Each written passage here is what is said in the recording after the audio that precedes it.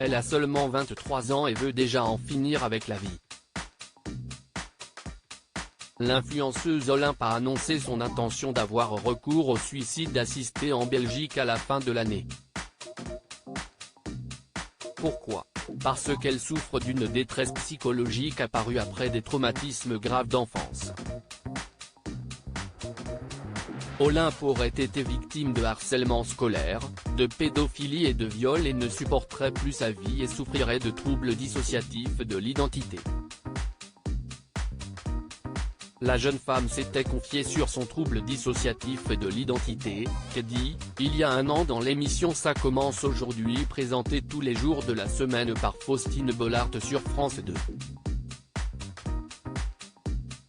Je vais avoir recours au suicide assisté.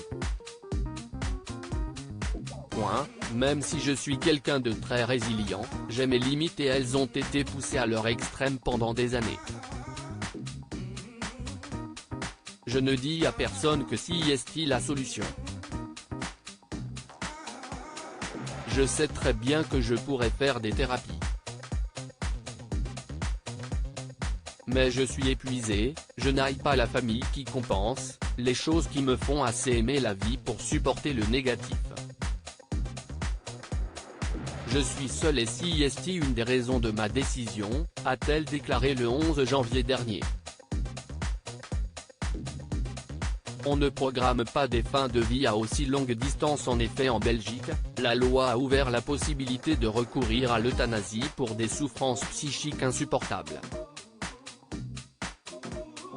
Cependant, le fait que le suicide assisté ait été envisagé avec autant de mois d'avance par Olympe, de son vrai prénom Lily, pose quelques problèmes déontologiques pour plusieurs médecins.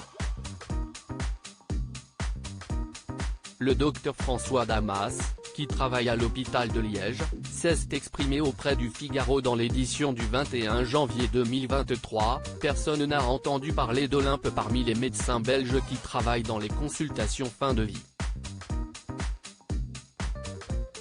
Elle a peut-être vu un médecin en libéral, mais il faut un suivi et l'avis de 2 psychiatres qui attestent que son état ne peut pas s'améliorer pour obtenir un accord pour une euthanasie. Très étonné, il indique également que le délai évoqué pour ce suicide assisté est étrange.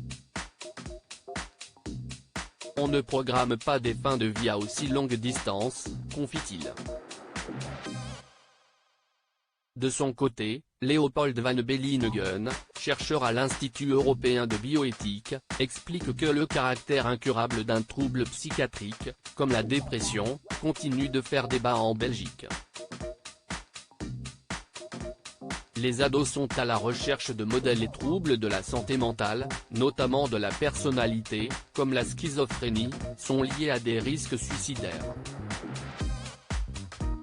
Sans qu'il y ait toujours de passage à l'acte, ajoute-t-il, le risque d'un message d'émotion à l'état brut, sans aucune distance, sans aucune élaboration psychique, envoyé sur les réseaux sociaux, si est l'imitation, alerte le médecin.